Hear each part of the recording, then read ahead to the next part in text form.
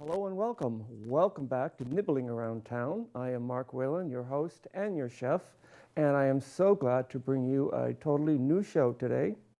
And you can see I've got a nice big spread that I'll be explaining to you and giving you step by step. You might want to grab a piece of paper and a pencil right now, just in case you want to write down the recipe and the ingredients. Otherwise, of course, you can always just continue to watch the show on reruns or go to YouTube and catch us there at the leisurely time and just get this recipe.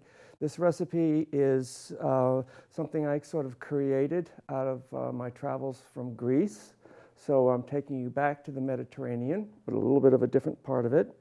And a lot of these things are very staples that you find in Greece, and in one way or the other, they're used in some kind of a recipe or another. I had something similar to this at a restaurant, and I asked in broken language to what's in it, and I kind of got the gist of it and played around with it a little bit, and I think I got it pretty close to what the one that I experienced in. And of course, remember, as I always tell you, that what goes in your meal is what you get out of it. So always use the best of everything that you can. And as I said, I'll go along a little bit with each ingredient and tell you what I've got in here. And again, this was something I picked up in Mykonos, which is a small island not far off of Athens, and all those islands that they've got, which are numerous. It's a beautiful, beautiful little island that I loved. Of course, there's lots of antiquities in Athens and that type of thing, but you go to some of these small islands and it's so much like stepping back in time with the village, with the tight little narrow streets and cobblestone walks, and it's just really, really beautiful. Two things that I was surprised about learning when my first trip to Greece. I always expected it to be this very green and lush landscape, and flying into Mykonos on this little teeny plane, I'm noticing that everything is arid and brown and dry. And sure enough, it was beautiful, but that's just exactly the way most of it is. And then, of course, there's that beautiful, beautiful deep blue water. And we were staying near the beach, and I just said, I've got to go jump in the Mediterranean and have a nice swim. Well, it was like going into an ice bath. It was so cold. So it's kind of funny. You think of the Mediterranean and the islands of Greece as having this lush topography and landscape and these beautiful waters. Well, it's not quite that way, but I'm telling you, if you haven't been, you should go. It's a really exotic, really fun place to go. There's any number of islands to visit, from the smallest, like Mykonos, to some of the larger, like Capri. And they're all similar, but they're all a little bit different. And they're all easy to get to, either by boat or by airplane hopping to one another. So anyway, it's a great place to visit. And you already know from my last show that I love the Mediterranean, and it is such a very exotic place, and it offers so much richness and fun factor that it's just one of my favorites. So anyway, well, let's get back to what we've got in front of me here. First thing I will show you is I'm pairing this with a nice rosé. This one happens to be a California rosé. It's a Cuna. You can find it in any of the local markets, but then there's a whole array of them.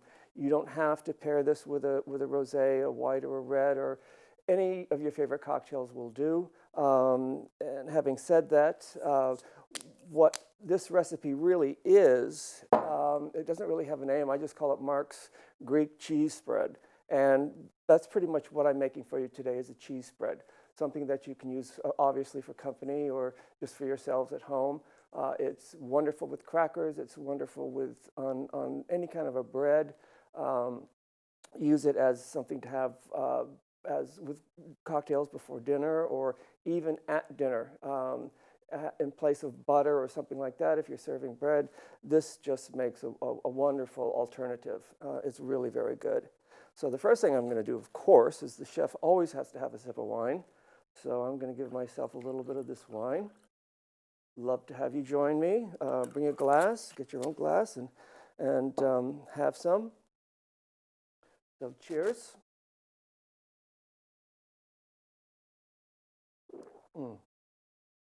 It's very good. This particular one, a lot of rosés, you got to be careful. Some of them can be a little bit bland, a little bit too mild. So if you're in question, just ask someone in the shop and they'll be happy to guide you to one that has a little bit more body.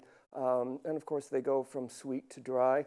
This one happens to be a fairly full-bodied one and dry because I prefer my wines to be on the dry side, be it a white, a red, or this rosé. But this just somehow goes very well with the ingredients I have here.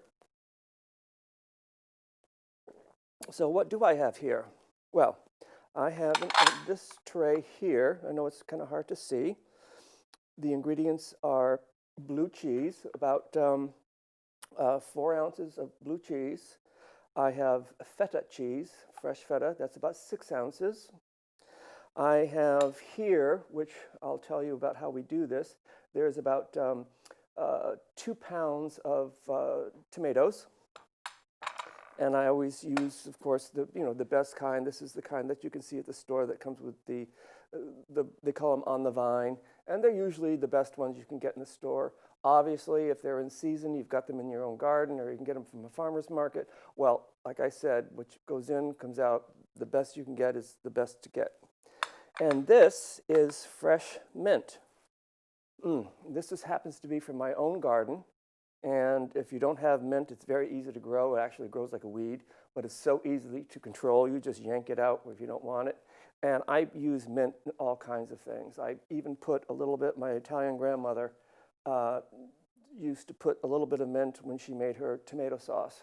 And just a little bit. I mean, you don't want it to taste like mint, but just a little bit of a hint does add something. It's kind of hard to describe. It's there, but you're not tasting a peppermint patty by any means. So beautiful mint, smells good. Mint, if you grow it, also makes for great flower arrangements in the middle of a table. You can use it so many different things. If you're entertaining and you want something fun on a table, of course, instead of just dried flowers or something like that, or regular flowers, things like mint and sage and all those, and rosemary, makes a great centerpiece for a table, something fresh, something alive. So remember that. This is what we've got going in here. I have olive oil, and like I've told you before, always get a good extra virgin olive oil. It's okay whether it's from Greece, which this one happens to be, or from Italy, or other regions, but always get a good extra virgin olive oil. It costs a little bit more, but it makes all the difference in the world. I mean, it's just like between just water and olive oil. It makes a huge, huge difference. And this is optional, but this is a little bit of alcohol. What I'm serving you here is rum. It only takes a little bit, so even if you're serving this with kids, don't worry about it. There's such a small amount. There's usually about 1 to 2 tablespoons in this whole mixture. You're not going to get anybody tipsy by this. You're not going to get anybody arrested from supplying liquor to minors. It's just, in your food. It's a very little bit. You can also use, if you prefer, vodka. And of course, the difference being rum tends to, of course, it's a little bit sweeter, has a little bit more of a sweetness to it and more body. And you get a little bit more back from the rum in this dish than you would with vodka.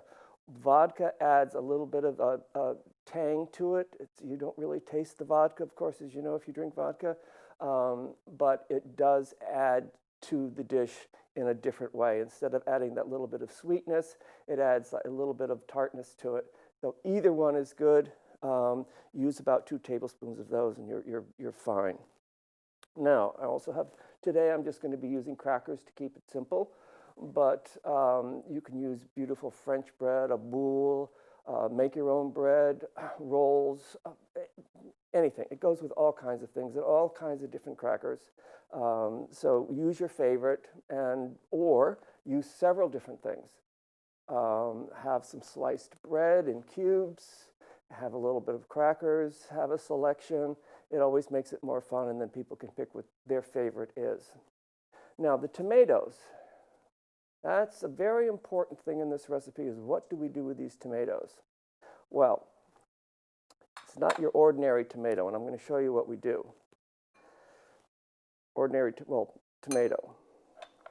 We cut the tomato, and we take out the insides. We take out the guts. Just take that little piece away, and I'm just cutting through to get the meat and the seeds out of the tomato, like so. And I'll do the other half. And again, it's about 2 pounds of tomatoes, which is about 1, 2, 3, 4, 5. Really, this size tomato, it's only about 6 tomatoes, and it gives you about 2 pounds. So it's not expensive, and it's not as much as you think. So there we have the beginning of the tomatoes. Here they're raw, which come out looking cooked like this. And how you do that is you put them cut side up on a baking sheet like so, put them in the oven at 375 for an hour, and just leave them and let them cook, let them brown, let them sizzle. And what you come up with is, I'll show you as I put them in the bowl, it really intensifies the flavor of the tomato, really intensifies the flavor. Then, of course, you get the little black, you get the roasting part, which adds flavor to it as well. And then, of course, you've turned the texture into, or from, this raw tomato, which is lovely on its own, but into something with a lot more texture and volume. And you just throw this in, like so.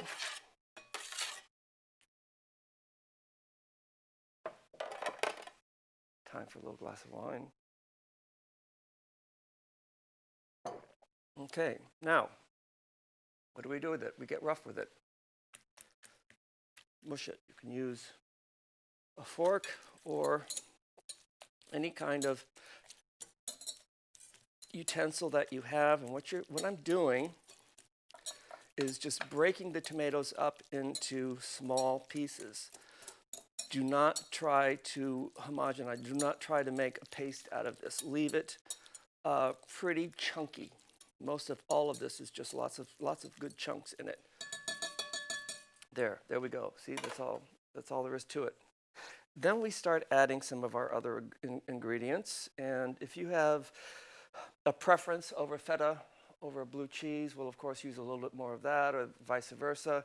But I told you what I have here is 4 ounces of the blue and 6 ounces of the feta. You can reverse that, add more. You can totally eliminate one of them if you want to, but it really works best if you use a combination of both of these like I have here. And pardon me while I use my hands, but that's part of cooking. And we just do a little crumbling of the blue cheese. And then we take the feta and we do a little bit of crumbling of the feta. And don't try to make these pieces into mush. Let them be nice and chunky. You want them nice and chunky. Okay, so see that? Then I'm just going to mix this around a little bit. So we break up the tomatoes. It's best just to use your fingers. That's what people do when they cook. Use your fingers. Just make sure they're clean. Wash them in between. And then you just kind of mix this up and stir it. Don't try to make it just all homogenized. Don't try to make it just a totally creamy spread. You want it really, really chunky. You want to be able to take a chunk of the feta, a chunk of the blue, and the tomatoes. There we go. With that, I do my hand. Yeah. Part of doing a TV show like this, I don't have a sink to go through, but to wash my hands. But at home you do, so that's good. Gets a little sticky. Good wine. Now, here we come with the liquids. But first, I'll start with the olive oil. And I would say, I don't really have a measurement for this because, again, it's just kind of your taste. I would say I'd probably be putting in somewhere between 1 to 2 tablespoons. And you just kind of mix that a little bit, like that. And mix that in between, like so. Get that in there. Now I'm going to add the rum. Smells really good. And we just add, I like a little bit of that taste to it, so I added a little bit more than that's necessary. And here we go. So we mix this all together. Again, don't over-mix it. You don't want to make just a big mush. And then comes the mint. So we'll just take some mint and just break it. Little pieces. Don't worry about the size. Just kind of break them into parts. I'm using just a small amount, not that much, but it really adds a delicious flavor. So I'm just using one small little bunch because we're going to be doing more with it. And then we mix that together. Now, the tomatoes can be cooked easily a day ahead of time. And just cover them with the foil or saran or something like that. Leave them on the pan and put them in the refrigerator overnight. And that's one step that you've got done that you don't have to worry about that day if you want to. So you can have the tomatoes all set. And I would put the cheeses out of, about a half an hour or so before you're going to use them, so they get a little bit of room temperature because they break up and they smooth together a little bit more, a little bit better that way. And this dish can also be made, you could make it the day ahead of time. It stays in the refrigerator for a long time, but I would make it no more than a day ahead of time if I was going to serve it at a dinner party or something like that. But by all means, if you need to make it a week ahead of time, you'll still have that dish to use. So now, of course, presentation is everything. We always want to have looking nice. Yes, it looks great in this big bowl of stuff, but you've got the little mess that is created. So what I'm going to do is just take some of this, and I'm going to put it in this like so, just like that. Nice little serving dish. Again, you can use a larger one if you've got a bigger crowd. You just base this depending on how many people you are looking to serve. There, see, you've got this beautiful, I know it's hard to see, but you've got this beautiful display. You're looking down at all the different colors and the different chunks and the different textures and the green and the red and so on. It's really lovely. And then, of course, you want to just serve it plain. You want to add a little pizzazz to it. So just like that, I've put some a nice big piece of fresh mint. You can load it up with more mint or just put that little bit like there. And then, again, for show, more than anything, I break up a few more of these mint leaves and just sprinkle them like that on top. And there you have. How simple is that? It really is very simple. And you can also tell by all the ingredients that it's really very healthy. There's just not a lot of chemicals. It's all fresh. It's all good stuff. Remember, of course, that feta cheese and blue cheese has salt in it. So don't be adding salt to this recipe. If you've noticed, I haven't put any salt in it. And don't, because you don't need it. If you've noticed, I haven't added anything As far as an extra spice or anything like that, the only thing that has flavor outside of the cheeses and the tomatoes is the mint. And then, of course, the next test is I'm going to taste it. Hope that you're joining me with a glass of wine. So let's taste this. Get a little bit of the tomato. Got to have a little bit of the tomato, a little bit of the mint. Dropping more on the table than I am getting it on my cracker. But that's really the way you want it. You want that. You don't want it to be a mush. Like I've told you a couple times now, you want it to have that chunkiness to it. It's a cooking show, so I get to eat.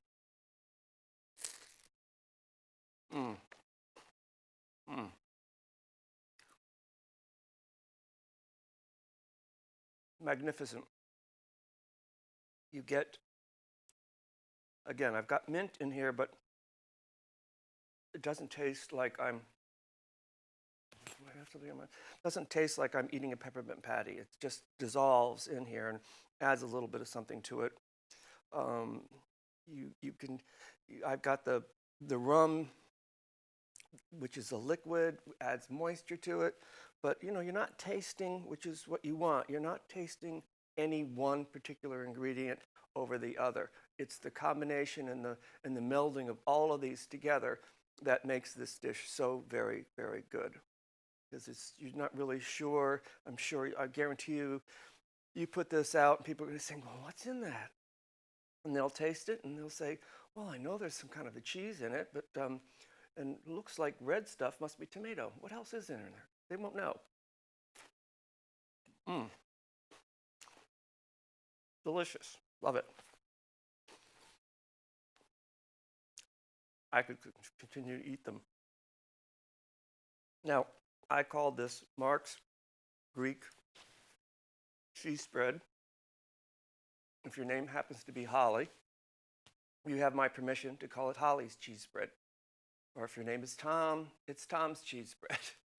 You have my permission. You don't have to call it Mark's. It can be your own. And like so many things when you're cooking, except for baking, and I'll talk to you a little bit about that, when you're cooking something like this, or most anything, a pot of tomato sauce, or it's all about, you take the basic recipe that you've either inherited or learned or opened up a book, and you adjust it as you go along. Especially when you've done it one or two times, you get a better feeling as to what you'd like more of or what you'd like less of. But never be afraid of taking a recipe or making something and making it your own.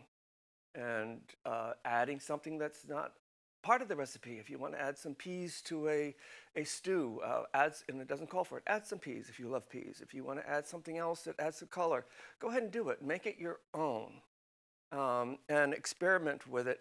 And it expands it a little bit, and it makes it your recipe that makes it more fun. Where you don't do this is when you're baking. Because baking is more about chemistry and balance between the ingredients. One ingredient makes, when you're adding flour or, when you're baking, it's more important that you follow the directions because it makes a difference. Yesterday I just made some pie crust from my mother's old recipe, but I follow it very carefully. 3 cups of flour, 1 cup of Crisco, a little bit of salt, 9 tablespoons of ice water. And you mix that all together, and that's it. Now, I didn't explain quite how to do it. I just sort of gave you the overview.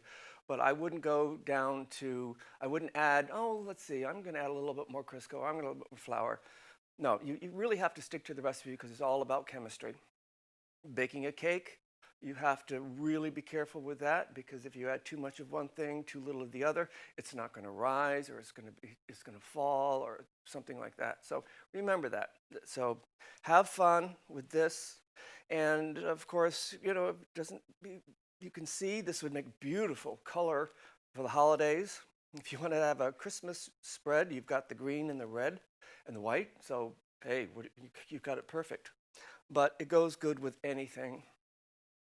Like I say, you can make almost a meal out of this, but really enjoy it. And so that's it. This is the latest recipe I'm sharing from you from Greece. I'm not sure where I'll go next time, my next show, and bring you. Maybe I'll try to bring you something more Americana or something like that. I certainly have a few ideas that I'd like to share with you within the limits of being able to do a cooking show in the studio. So I don't have an oven to use and the time. But I hope you've enjoyed this. I hope you have I have intrigued you enough that you're going to want to try this dish and share it with your friends and your family. And if you want to just make it ahead of time, try it for yourself to make sure that you like it. Fine, keep it in the refrigerator and then serve it to your guests. But this recipe goes a long, long way. You can double it if you have a big crowd coming. Again, that's something like this, like I just told you, you can alter it. If you want more feta, take more feta, more blue cheese, that kind of thing.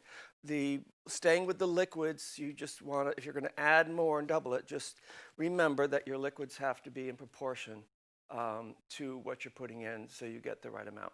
But again, you can test that. And if you've got liquids in here and you feel that it's just, oh, it just seems a little bit too dry, add a little bit more. But remember, like anything cooking, you can put in more, but you can't take out. So if you put too much vodka or rum or too much oil or vinegar in this, there's no taking it out. So if you're in question, just put it in a little bit by a little bit and until you have the right consistency. You may want it a little bit wetter or a little bit drier. So there we go. I thank you for joining me and allowing me to share this creation with you. I think it's pretty great.